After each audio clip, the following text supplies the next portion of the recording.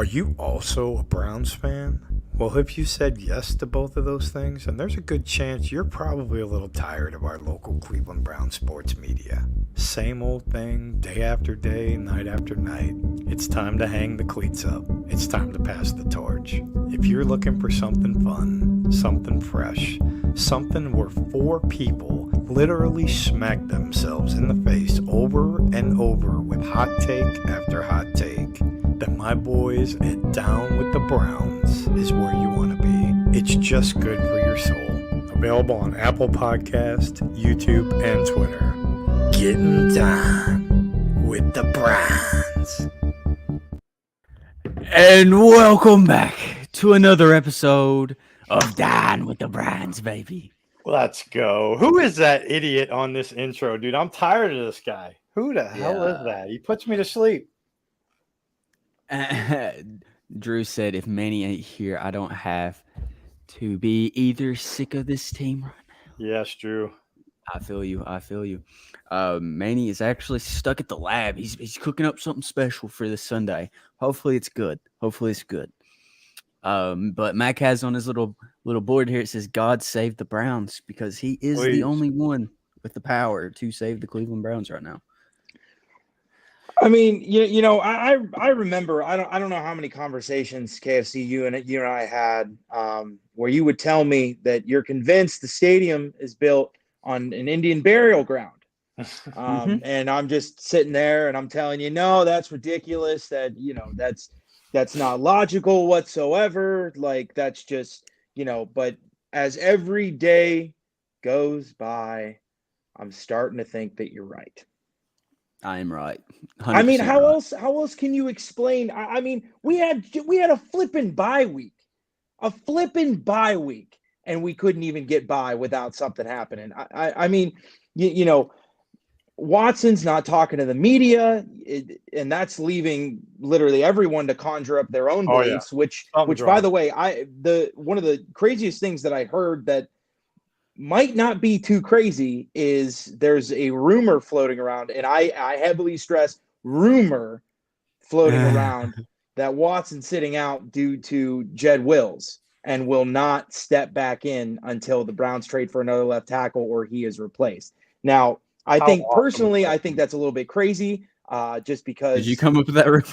No, I did. I swear. I've seen multiple. That is not me. That is not me. Your Browns. He'll do anything for clicks, dude. He will do anything for clicks. Like, I mean, Deshaun's played with a lot crazier injuries, so it kind of makes you think a little bit. But tell you what I think about it?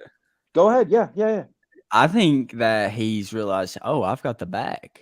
There's no sense in me just going out there and destroying my body. I mean, I've already got $230 million in the bank. It's already guaranteed. He's getting that cash no matter what. I don't think there's a way out. Trouble if that's the case. So that's how I'm looking at it. I mean, I get it. I'm glad he's taking precautions on it, because we know what happened last time somebody played with a hurt shoulder. Yeah. And now he's elsewhere. Yeah. Kevin Stefanski marched him out there and threw the ball 52 times a game. Yeah, I remember. That's what his game plan looked like. Do you think that could possibly play into this thing? I mean, he's got fluid in his rotator cuff from such bad swelling to where, he doesn't have that full mobility and he can't put the zip on the ball. And we know Kevin's not backing down from the pass attempt meter. He's been saying to himself for years, 35 pass attempts minimum. I'm not calling any less than that per game. So do you think that that's in Deshaun's head when he's making this decision? I think that it plays a factor. What do you guys think? Maybe. I just think he's taking the smart approach on it, low key. Like, I mean, I get it. Like, they may not release how serious the injury is to the shoulder, because I don't know if you guys remember back when Baker hurt his. Like, it was 2 or 3 weeks before we knew he actually was playing really, really hurt. Like, he played the full Vikings game. We kind of knew it was we just kind of figured he tweaked it, popped it out of place. He's just still kind of recovering from that. But it was a torn rotator cuff, wasn't it? No. Labrum. Well, it was a labrum.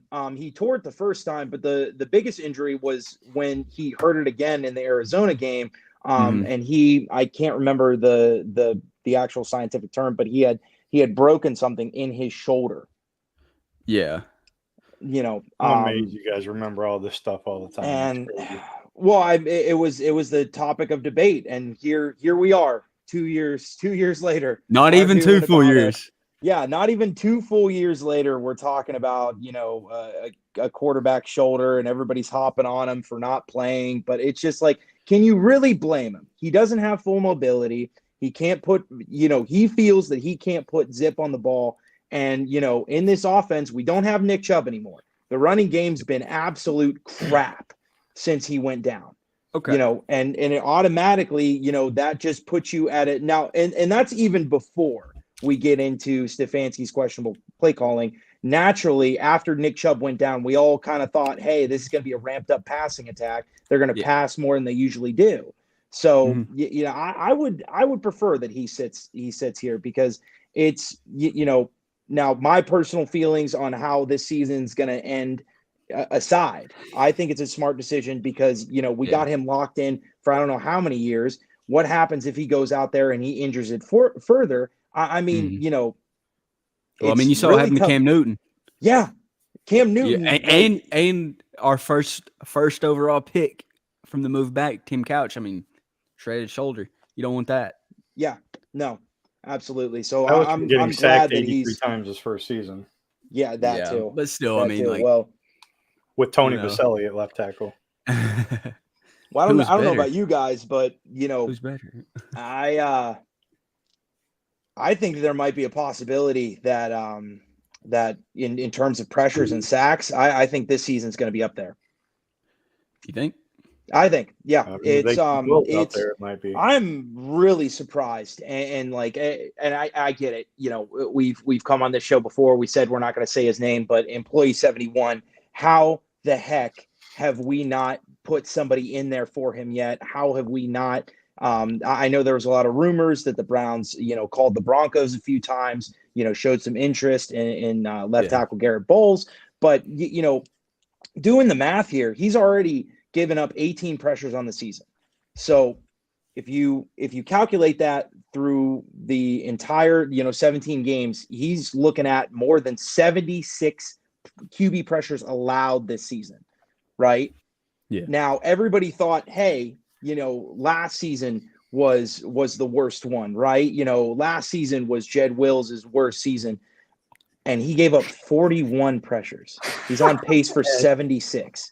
Like, how do you not I just for a team that's for an offense that's based heavily in analytics, for a front office that's heavily based in analytics, how does that number not jump off the page to you? And how do you not make a decision? Maybe it's just an overreaction here, but time and time again, I see this coaching staff, I see this front office not make that decision before the player makes the decision for them, right? How many opportunities did we give Schwartz? How many opportunities did we give Cade York? And here we are, Jed Wills. How many more opportunities are we going to give him until he gets somebody killed? Last game alone, this offensive line gave up what was it? 18 pressures, 5 sacks? 5 sacks. Yeah, that's no way to operate a passing attack. And, to make things even worse, we now have 2 QBs in the top 10 in terms of time to throw. Now, what does that mean? Our QBs are holding onto the ball more than anyone else in the league. Deshaun Watson is second, DTR is 7th. And it's just, we got to get that ball out. If we have any chance in the world of even let alone beating San Fran on Sunday, which we'll get into in a little bit. But if they have any chance of, turning this offense around, they have to get the ball out. So speaking of that, you brought up a great point in how the Browns have talked about, they've reached out to the Broncos about Garrett Bowles. Let's just talk a little bit about trade rumors here just for a quick second. So there's that one. I know the name Cordero Patterson has been thrown out there, not connected to the Browns. But I think that the Browns should probably just test the waters on that. Maybe if it's a late round pick, nothing no third, no fourth, maybe a 6th, because as Max says, I know a lot in the offseason. He told me, because I mentioned the name Jadarius Smith because Noah brought it up, I was like, man, maybe we could, like, because me and Mac, we like to play a lot of video games together. So we have some just like random talks, and I'm like, why don't we just offer him some like late round picks, because they're trying to get rid of him. He's like, oh, they won't accept that. So like, why not like try to reach out to the Falcons, and like nothing like as many picks, maybe like a 6th and a 7th, and maybe like a pick swap, maybe. Because I mean, they've got Bijan, they've got Tyler Alligator, as I call him. Algier. So I mean, Alligator. So I mean, like, why not just reach out to the Falcons, offer him like a late round pick, be like, hey, you guys aren't really using this guy as much. He would help fill a hole on special teams and running back room, and maybe some wide receiver roles, maybe, because he can play all of it. Yeah. It's the only thing with that is that when you dig deeper into this run game, the most problematic part of it is that for some reason we want to do that wide outside zone. I mean, a high percentage, and I'm talking about over 50% of this team's run plays is they want to run outside. Now, God bless DeJuan Jones, right? 4th round pick. He's already exceeded expectations. He's been brilliant in pass protection, but he's not quite there in the run. He doesn't have his feet up under him yet. And then on the other side, you got, So what are we doing here? We got now. Granted, Joe Bitonio is, he's having probably the worst year of his career. Wyatt Teller, you could also argue that this is kind of the worst play that he's done since he's got here in Cleveland. But I would rather take those two, in a run play versus our tackles. And for some reason, we don't want to run it up the middle, and we need to. There's too many times where we're getting behind the sticks where, we're trying to run to the outside and we get a holding call on either our tackle or our wide receiver. And, we just need to put our foot in the ground and cut it upfield. We need to get upfield, and we need to help out our quarterbacks, because here's the thing. No matter who plays on Sunday, we have to help out the QB. We can't expect, even with Deshaun and this injury, right? We can't expect Deshaun to be Superman. He's great. He's a very talented player. He's probably the most talented QB that this team has ever seen in-house.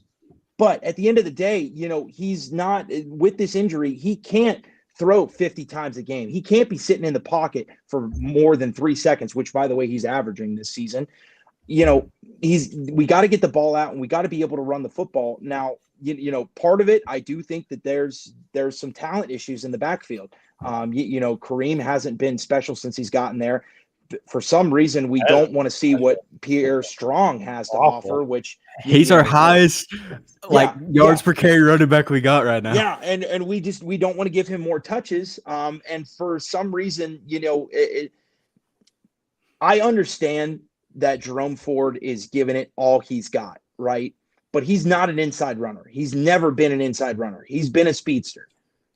We need somebody that can run efficiently up the middle and get us some early yards on 1st and 2nd down. Other than Nick Chubb, Mac, who is the best in the NFL at running inside the guards, right down the middle, power? I would say probably Derrick Henry. Derrick Henry. Derrick Henry's 30 years old, and he's in the last year of his contract. And what's the Titans' record this year?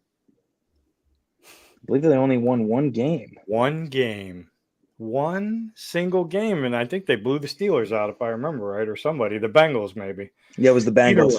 Here's my point, dude. The Browns need to be on the horn with the Titans right now. Like, literally. You got to say, listen, dude, I'll give you a 3rd for Derrick Henry. We both know you're not going to pay him after this year. You're not going to give Derrick Henry the money he wants. You're just not. I need him. I need him for the last 3 quarters of this season. And I'm willing to give up a 3rd round pick right now to do that. Whether I resign him or not, I don't know. But I need him for the last 3 quarters. And here's a 3rd round pick. Let's do it. You are going nowhere, Mike Vrabel. Your team is done. Let's do the trade. Help me, help you, and let's make it happen. They need to be doing that right now. That's my J-Star Ford hot take of the day. Heck yeah. See, the only concern I have on that is I think Mike Vrabel is just coaching for his job right now. Like, let's be honest, like the Titans, the last 3 years, they've been on a slow decline, and I think they've like majorly fell off from last year. And I think he's coaching for his job. And I mean, he's a they got a great new coach. GM too. Yeah, so All I the think more reason he's to get rid of Henry because he ain't their guy. I mean, they may be looking for early rebuild, but I mean, I don't know if Vrabel would like. Which I mean, I guess you don't have that power. I also don't, and you know, I think there's some good and some bad to it. But AB's never been one to panic. You know, I hate to say this because it sounds so negative and so pessimistic, but they will throw the season away before they make a move like that, and it's sad to say. Well, but they'll just let people. Well, last year, if you think tickets every year because they don't give a crap, they really don't. I mean, what year of this rebuild are we on? 9? How long has Paul DePodesta been with us? Too long. I mean, when are we going to say that all of a sudden this isn't going to work, man? When is enough enough? Yeah, for sure. But sorry, Mike, I didn't mean to cut you off. No, you're fine. You're fine. What were you saying, KFC? I forgot where I was going to go with that. Oh, last year. I remember now. Last year, like to that point though, like he kind of did make a panic move. I wouldn't say like major, but like low key, like when we made that move for Deion Jones after, like, I mean, it was within like hours after the game. You're right. That is true. Or a week later after Anthony Walker went down. And we made that move for Deion Jones. So, I mean, I could see us like potentially making one closer to the trade deadline because that's in like 3 or 4 weeks. It's before Halloween. So we have roughly 20 days. So, I mean, this is about the time last year when he made the move for Deion Jones. So, I mean, we could potentially see an early trade. Maybe maybe a Derrick Henry. I mean, like DM said, I mean, Titans are panicking. I mean, I wouldn't mind it, but nothing. I mean, personally, I think now, you know, granted, the running back room, you know, it's unless Kareem or Pierre Strong really comes alive in the next couple of weeks, you know, it's definitely one of the bottom position groups of this team right now. But I think the easiest way, and you could kill 3 birds with one stone here, not 2, 3. We got to upgrade the left tackle position. There's got to be somebody out there. What about that cat we got from off Sunday's waivers? I can't even pronounce his name. James Hudson going out there because 1, we know he'll know the snap count. Yeah. And 2, he's actually a really decent run blocker. I mean, when he gets in between somebody's pads, he can drive them upfield. And, you know, granted, like his pass protection is left to be desired, but you can't get any. And here's my thing. I'm tired of this whole value part of the players. I understand that, you know, you want to make smart deals in this business. You don't want to overpay somebody, right?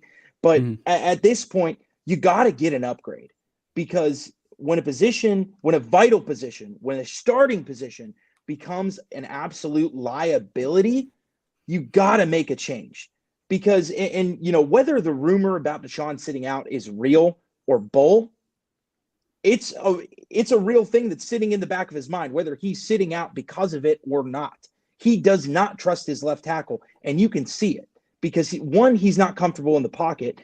2, he's still like, it almost kind of feels like Deshaun still just got here, right?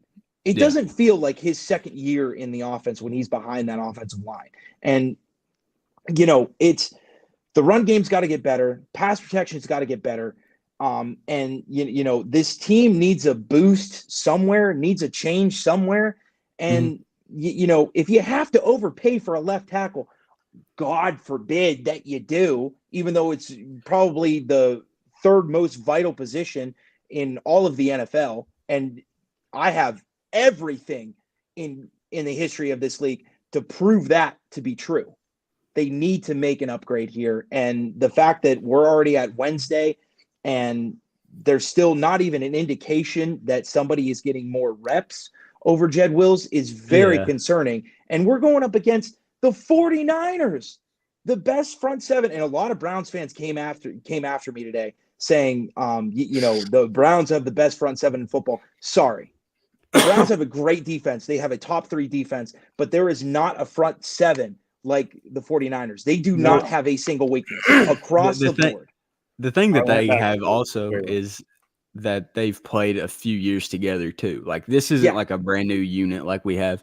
This is a unit that's gelled together that knows where their guys are going to hit, like which gaps these guys are going to hit. So it's like one of them high school defenses that's like grown together for a few years, or like a college defense that's like grown for a few years. Like at Georgia defense, like last year, all them boys lined up. They were together for like 4 or 5 years. They dominated, kind of like that. Like they played a long time, so they know how to mesh.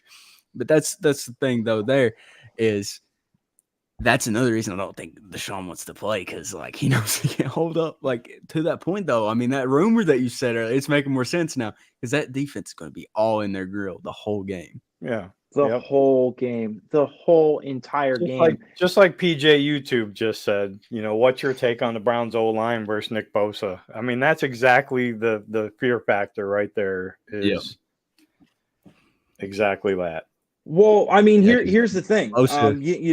If the analytics boys over here in Cleveland realize that the ball needs to come out and it needs to be easy completions, the Browns might have a shot. Look at the best offensive game this season. It was against the Tennessee Titans. Both Deshaun's time in the pocket and average depth of target were at his season low. That's the only chance that they got. They got to get this ball out. Because if we're just playing big on big, if we're just playing one-on-one, putting our tackles out there on an island, putting our guards out there on an island, and we're going to try and pass for 35 plus times a game and, try to hit it over the top, we got no shot. No shot, no matter who's playing. So I got a question for you boys. Would you guys take Jed Wills or Joe Thomas at current weight to play left tackle this coming Sunday? Oh, I take Joe for his technique in a heartbeat. Absolutely, Joe Thomas. At his current weight. Quicker too. Joe Thomas, absolutely. Yep. That's no brainer. And one thing that just kind of it makes it even worse, just seeing on PFF, they keep posting these graphics of Tristan Wirfs, man. Like, I get it. We weren't really drafting for a right tackle at the time. We were drafting for the left, but Jed was a right tackle too. But man, Tristan Wirfs has made that move so nice. And it just like burns you up because you saw he went like 4 or 5 picks after we picked. Well, Jed Wills had us all fooled. That's the part that nobody really wants to talk about. Because in 2020 he actually had a pretty good season. Run blocking, he wasn't so great. And he had a decent amount of penalties too. But 2021 is where we really should have started sniffing it out. Now, I hate to be the person, and I'm not going to sit here and take victory laps on a player that's been dragging this offense down for 2 years. But I still, in the back of my mind, I will never forget the Monday night game, Browns versus Steelers, and Jed Wills has a false start, and his neither buckles on his chin straps are buckled. He's got his chin strap all the way down, and he has no idea what the snap count is. And that should have told you from the beginning that he doesn't care. And it's those things that you can't, everybody wants to talk about measurables. Everybody wants to talk about how strong a player is, or how big or how long their arms are, or, what they do on, it's just, I just don't get it at this point, because, you're going to, and if Deshaun's, and if this rumor is bull, right? If it's complete fluff, yeah, who's to say that if we continue the path that we're going down right now and Jed Wills starts for the rest of the year, who's to say that Deshaun won't get eventually fed up? Yeah. Or kill. I mean, we're losing football games because of it. We lost against the Steelers because of it. See, you just brought up like Deshaun getting upset. The thing I'm most worried about is if we waste another year, 95 might be asking for a trade next year, man. Yeah, dude, it's getting real close to It's that. like, I mean, he's turning 28 this year, right? He's 28. Yep, he's got one more big contract left. That's it. Yeah, and like you don't want to waste that on another garbage season, you know. So I mean, like, and he's the anchor of the defense. Like, he's the reason people want to come play for Cleveland, like on the defensive side of the ball. And like, you lose him, he asks for a trade. Like, bro, we're screwed. Like, oh yeah, that'll be the sign. When that happens, that will be the sign of everybody to bail out. Hey, like Ed said, you know, it don't even matter who's playing quarterback, dude. It really don't. With Wills in there, I mean, whether it's Deshaun or, like Ed says, PJ Walker, Jimmy Walker, Luke Skywalker, Texas Walker Ranger, or whatever, it don't matter. You're going to be running for your life. That kid is absolutely clueless. He's getting paid to play a game, and he's just like the 15-year-old out there that's just giddy, and there's just absolutely no passion to perfect the craft and protect our $230 million investment. Wills could just care less. He really could. And I don't know. I kind of sense like a sense of anger just coming from this podcast right now. And it sounds like we need an hour-long rant. This little box down here below, this is negative, and sorry. Oh, my bad. I just took away your face. My bad. But it's the Angry Buffalo Hour. 1 p.m. on Sunday is like a scheduled colonoscopy. Just drug me up already and let's get this over with. This is Mac with the Angry Buffalo Hour. At this point, I don't know what's worse, the Browns play on the field or the press conferences during the week. The starting QB has gone AFK from the media, and the backup admitted to reporters he truly had no idea he would start versus the Ravens despite practicing with the ones all week. Don't worry, though, Browns fans. If Watson misses a second straight game, former XFL star PJ Walker will step in, making him the Browns' 36th starting quarterback since '99.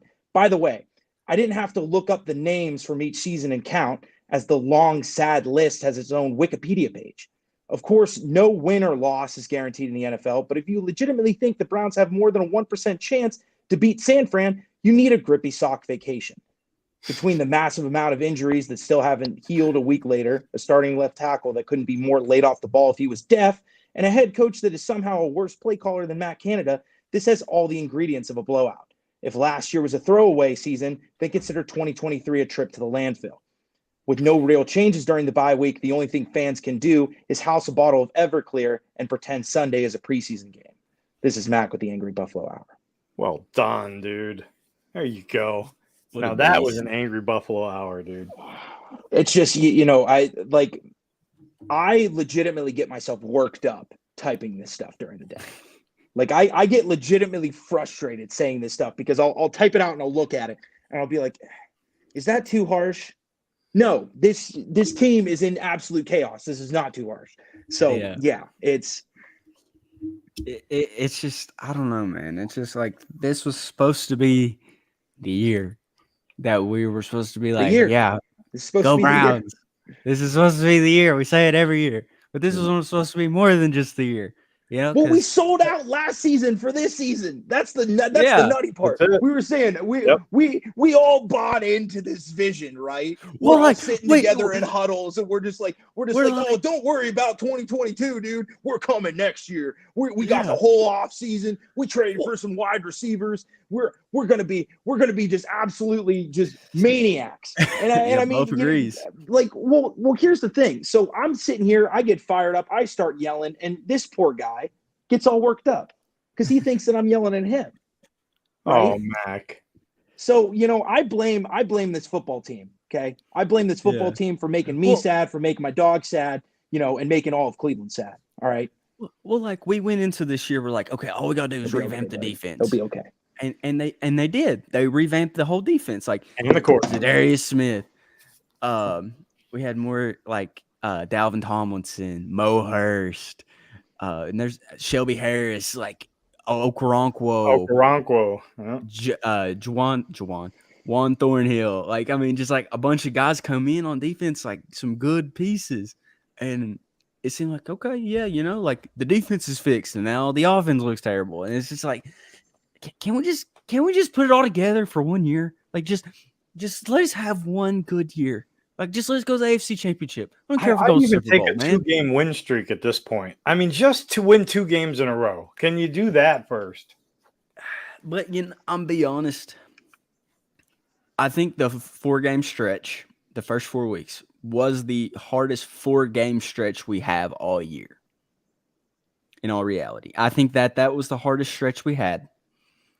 And then this next game is one of the hardest games we have on the whole schedule. Oh, we're 2 and 3. We're 2. Oh yeah, like I'm not expecting a W.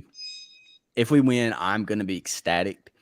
But after that, it's like, okay, our schedule gets a little bit easier, like every game we should win. Like there's a possibility that we could lose, but I mean we should be favored in a lot of these games from here on out.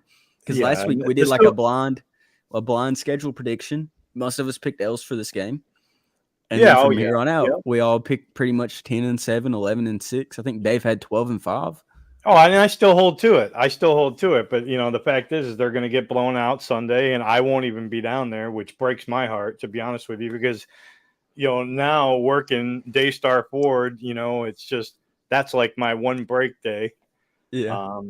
Which will not be spent down there watching PJ Walker get annihilated. I can promise you that. But here's the silver lining is the defense is still elite. It really is. It's elite. We haven't, Lord willing, we haven't had any major injuries on that defensive side of the ball. Thank goodness. It is still an elite defense. So I expect them to be in games. I don't expect the 49ers to blow them out 40-0. But it'll probably be like a 24-3. Like I don't see that offense scoring 10 points tops. Like I just don't.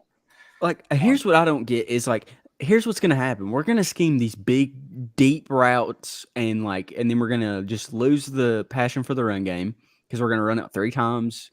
Jerome Ford's gonna get like 3 carries, 4 yards maybe. Yeah. And then we're just going to abandon the run game for a while and start taking these deep shots downfield when if we just did these simple little just over the middle, 2 yards out, maybe break somebody out, little curl routes, little simple slants, like just simple stuff to move the ball down the field. Like we don't have to have these big plays like Stefanski wants all the time. Like he's going to still try slowly, it. And that's what kills me, man. Like I defended Stefanski for so long, but at the end of the day, when you're out with a backup running back, a backup quarterback, you should not be running these just like insane, confusing sweeps, deep route plays. Like run simple stuff like slants. Christian, the scheme is the law. You heard Stefanski. Nobody is above the scheme. It doesn't matter if you got a rock out there at quarterback. Stefanski is calling the game just like it was Deshaun.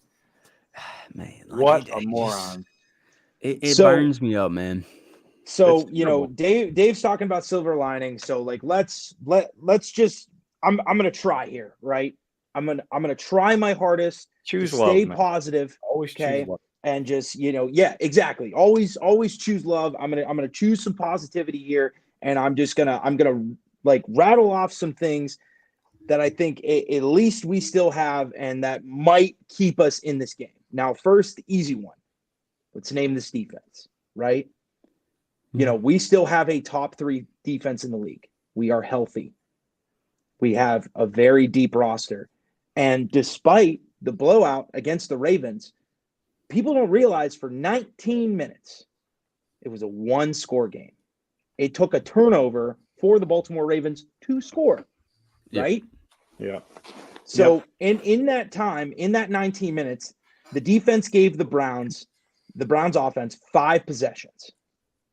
So they're going to be in this game. It's not going to be a blowout right away. Dave's right. This is not going to be a 49-0 blowout here. The Browns offense is going to get their chance. Now, whether they take advantage of that, it's left to be desired. Number 2. They won't have talk 20 about minutes of time of possession.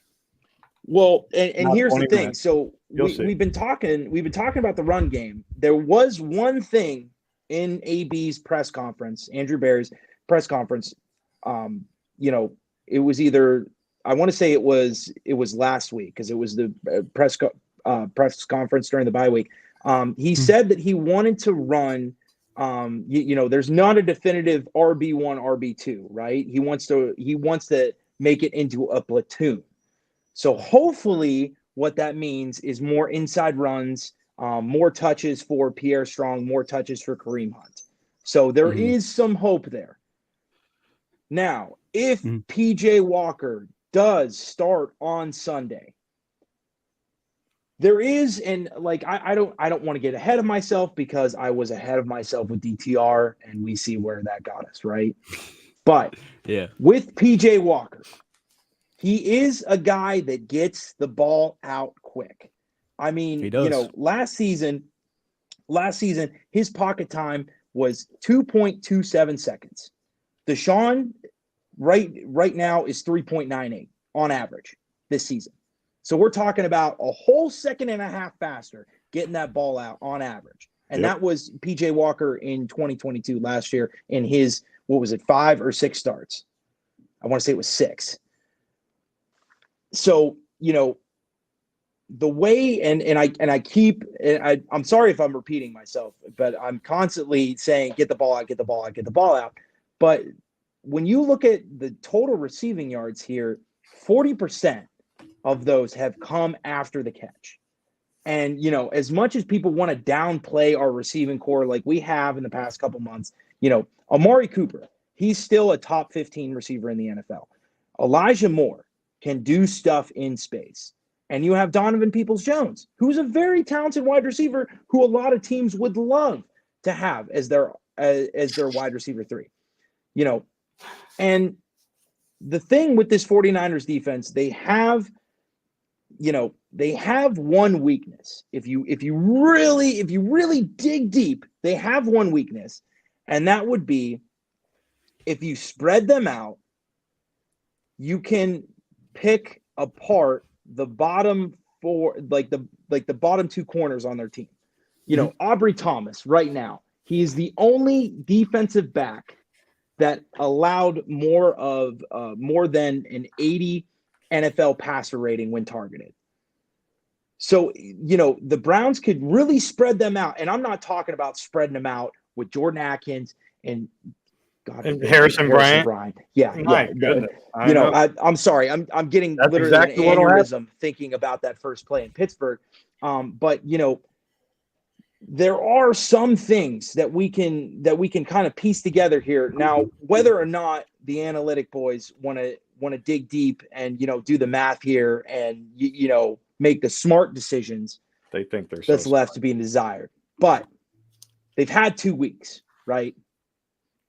So my expectations, have raised a little bit because I know a lot of people are saying, oh, well, we'll be lucky to get a touchdown. Well, average teams in the NFL, like San Fran has given up an average of 13.6 points a game. So to me, if the Browns offense can't put up 14 points, that in itself is a failure, no matter who's going out there. You're telling me that you can't put 14 points on the board. There's just too much talent here. And if you take the easy completions, if you get the ball out, if you run it inside, this defense is going to keep you in the game. And this is a team that over half of their points scored against them have come off turnovers, whether they be defensive touchdowns or us giving the ball away in a favorable field position. And these teams are kicking field goals, scoring touchdowns.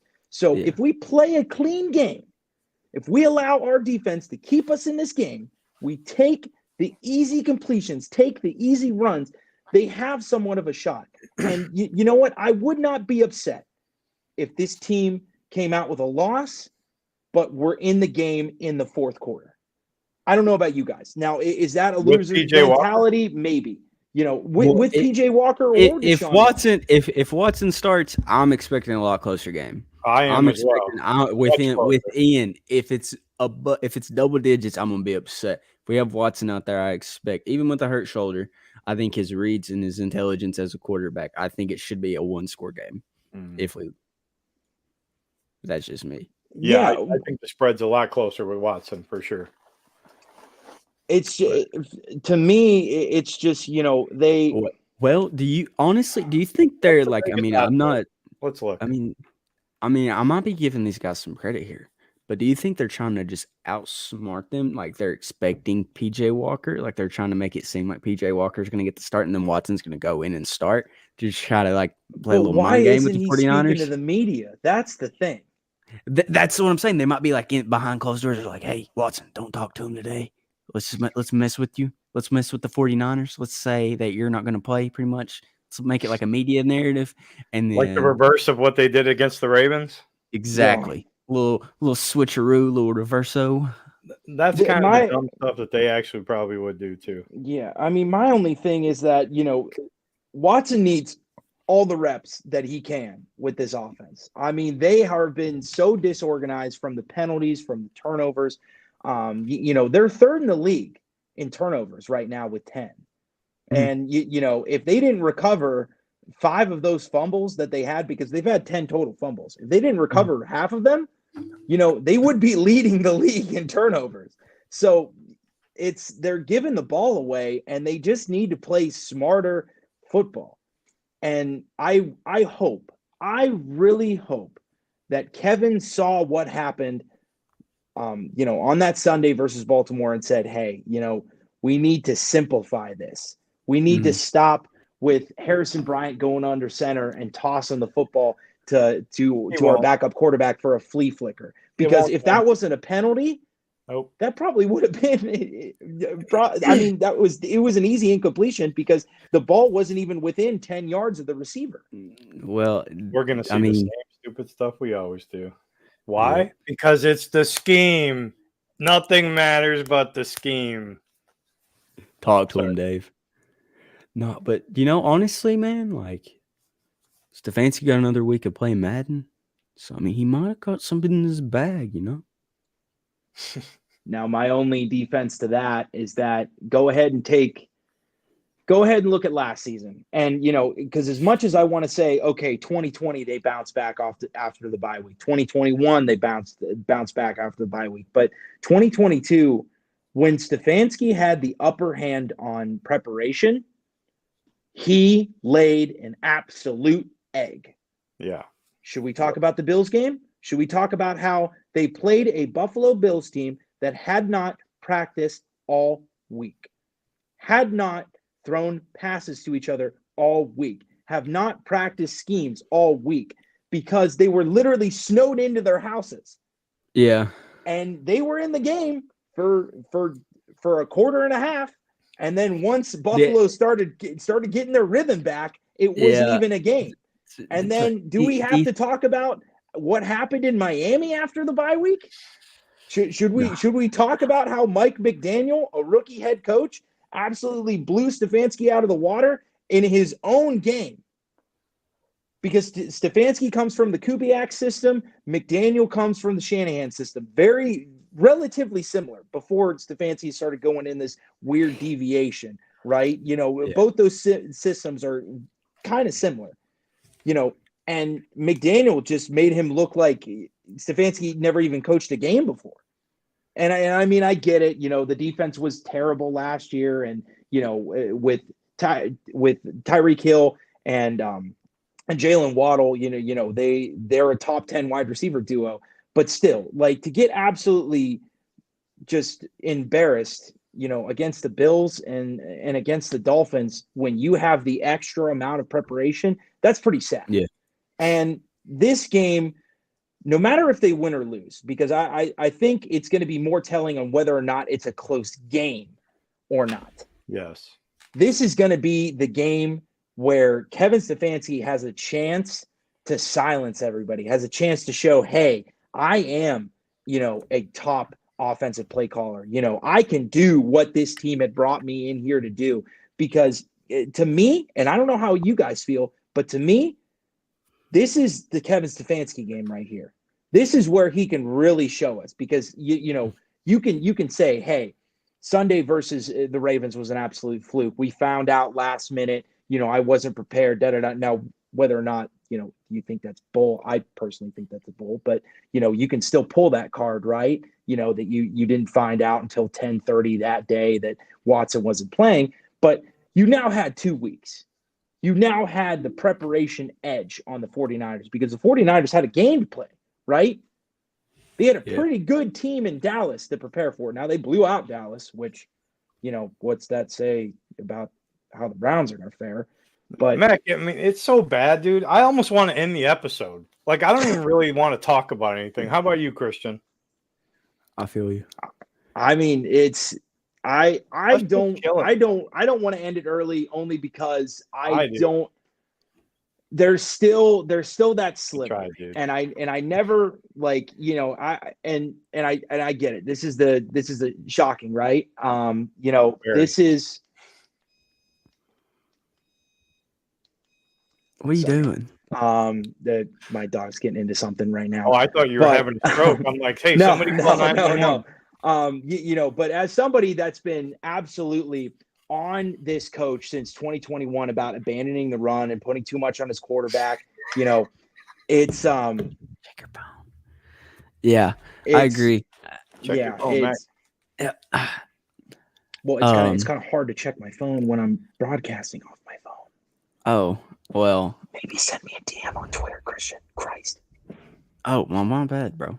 All right, I'll send you one. But I agree. I hope Stefanski doesn't lay an egg here. It's just I'm just sick of it all, man. I want to be good so bad.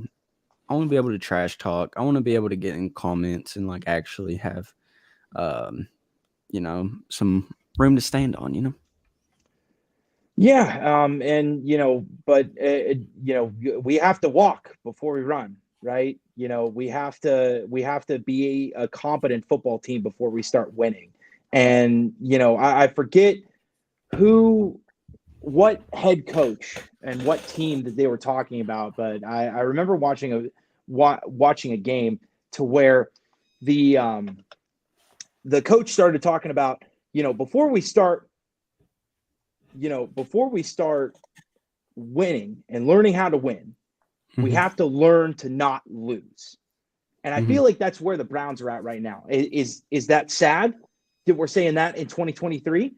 Is it sad considering the fact that we came in here and we said that this is our year and this is, we're going to have a top 10 offense, and now we have to shift to a more simpler idea, and we have to focus on not turning the football over, and we have to focus on not giving the ball away, and not being this team that constantly beats ourselves. But that's where we're at. And we have to be honest, and we have to look ourselves in the mirror. Now, whether or not they did that during the bye week is left to be desired. They didn't. And we're 2-3. That's all that really matters. Yep. So it's that bad. Yeah. So let's wind this bad boy up and give some quick score predictions. Are we going to do two different ones with and without Deshaun? Yeah, we'll do that.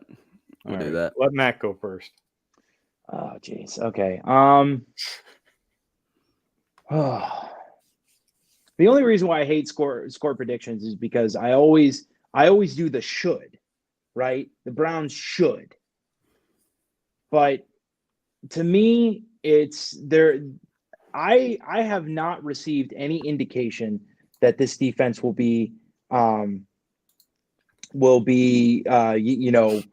different this time around, that it will be more organized, that it will be less of a turnover frenzy. Looking at it, to me, I don't think that the quarterback matters here. Because even if Deshaun plays, the fact that he's not even throwing out there in practice. Now I'm completely I'm just, as much as the rumor kind of makes sense, I can't acknowledge it until there's a lot more smoke. So to me, I think that Deshaun's shoulder is still really holding him up. I don't think that he has the mobility to put the zip on the ball. So I think the offense is still going to be limited no matter if he's out there or PJ Walker. So, I'm going to say I'm going to say it's a 3-possession ball game. I think that Browns get beat by probably 20 points here. I would say 31-10 San Fran. Solid. What about you, Dave? Yeah, I mean, I'm in the same ballpark. I think if it's PJ Walker, it's probably 24-3, and if it's Deshaun Watson, it's probably like a 17-10 game. Vegas has or the line right now is the 49ers getting 7, which we know 3 points is the home team spread. So really, it's a double-digit spread to the Niners. So that's a pretty big spread in the NFL. So. Obviously nobody else is thinking the Browns, whoever is a quarterback, because Vegas or any other odds maker doesn't know either. So obviously they don't have any comfort level with the Browns coming in. But the crazy thing about Cleveland is every once in a while, this is the kind of game the Browns will win out of nowhere for no reason. There will be no logic, no rational reason, and then somehow they'll win the game. Now, if they do that, I think that could be the springboard for us for the rest of the year. I don't think it will, but it could. So that's my predictions. Solid. I think if we do have Watson, I'm going to say 28-21. Without Watson, I'm going to say 35-6. So, 35-6, yeah. Yeah, that's like without him. I don't see us doing much if we don't have Watson. But I think that if we do have Watson, I think the defense will still be like, okay, this guy can still do his thing. We saw what he did last time he played. So we got to respect that. So I think that's how they'll do that. But, hopefully, hope Dave's right with that surprise win.